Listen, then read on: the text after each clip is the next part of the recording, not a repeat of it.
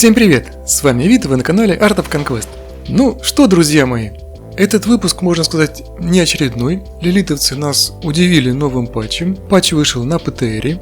Ходило много слухов, будет ли новый герой, не фейк ли это и не первоапрельская ли это шутка. А лилитовцы взяли и, в общем-то, даже раньше назначенного срока выложили нового героя уже на ПТРе. Герой уже доступен для просмотра. Прошла информация, что он будет разблокирован после соответствующего квеста. Вот он, эта красавица. Это паладин. До этого в фан-группе прошла информация. Вот взгляните на картинку. Они выкладывали некоторые данные по новому герою. Что это будет паладин, любимая дочь верховной жрицы Лунелла. И краткая история. Лунелла, раса Сильвани, класс паладин и роль в команде герой ближнего боя и заклинатель дальней атаки со специализацией сдвоенная боевая стойка.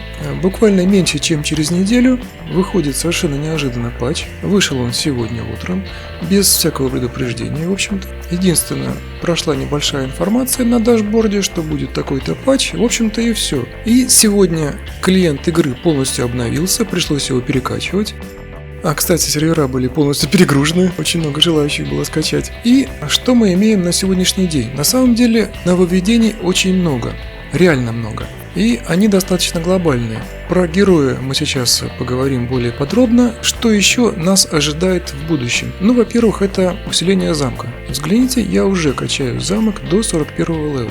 Всего будет доступно 45 уровней. Вот взгляните, по старой доброй традиции квадраты, даже иероглифов нету, чтобы что-то перевести. Как удалось раскопать, будут выходить некоторые квесты, и по мере прохождения этих квестов будут разблокироваться дальнейшие уровни замка. Ну, собственно говоря, с той скоростью строительства по 2 и более недели, в общем-то, торопиться нам не придется. Итак, во-первых, уровень замка. Во-вторых, уже подтверждено, уровень войск повысится до 14 левела. Взгляните.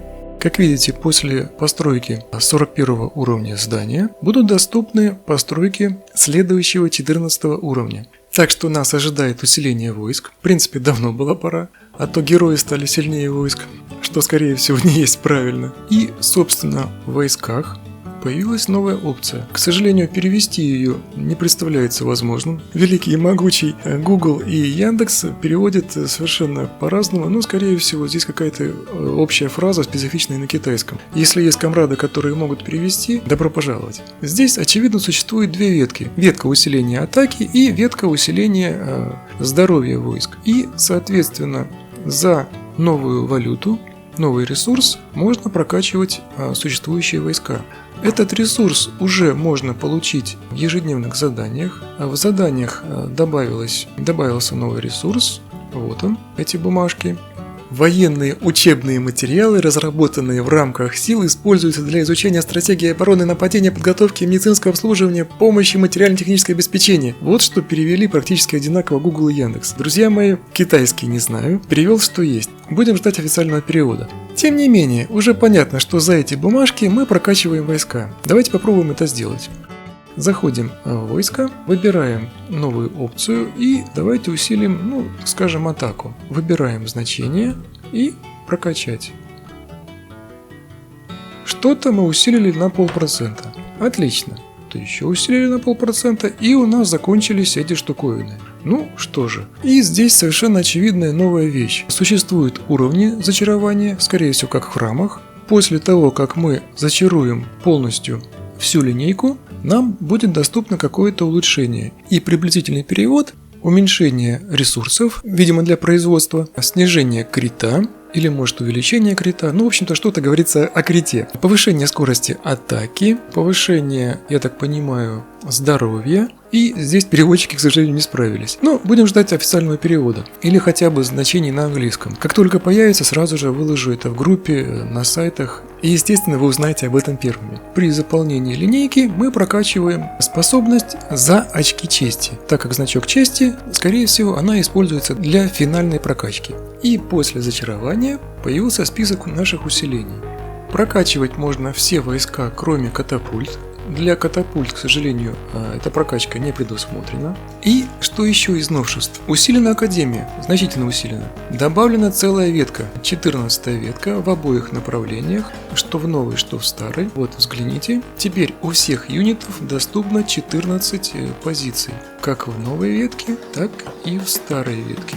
Здесь, опять-таки, приблизительный перевод. Повышение урона, вызванных активным использованием навыков. Уменьшить ущерб, наносимый войскам вокруг генералов и мудрецов на определенный процент. Уменьшить, я так понимаю, дистанцию атаки у разбойников и урон у механоидов, и увеличить урон у механоидов.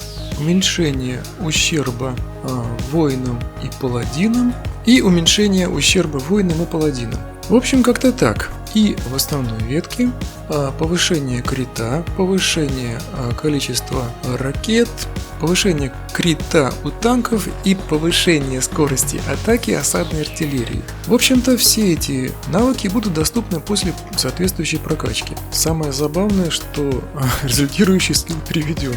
С Академией разобрались. Что еще интересного? В общем-то, спасибо друзьям из русского чата, подсказали мне. В персонажах добавились новые скакуны. Разблокируются за достижения, за определенные звания.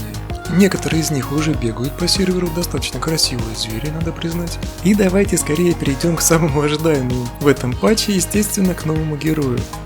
Это класс поддержки сильфов, новый паладин. Кстати, обратите внимание, добавилась панелька. Показано, я так понимаю, усиление для героев. Вот это действительно интересно. Итак, новый герой. Вот она, наша красавица. Как и у всех паладинов, у нее равные значения, по 30 каждому скиллу. Сила, магия, выносливость, лидерство – все по 30 единиц. В сведениях доступно некоторые значения. Как видите, очки здоровья, атака, в принципе, все достаточно стандартное. Ничего экстраординарного здесь нету. 123 единицы, стандартное значение. Это однозначно не бонусный герой, это обычный герой, то есть обычный паладин. Ева, дочь священника из семьи гоблинов. Гоблины, скорее всего, это лучники. Однажды сильный враг уничтожил тихое пристанище. Пытаясь спасти Еву от преследовавших их врагов, мать запечатала ее в алтаре Луны.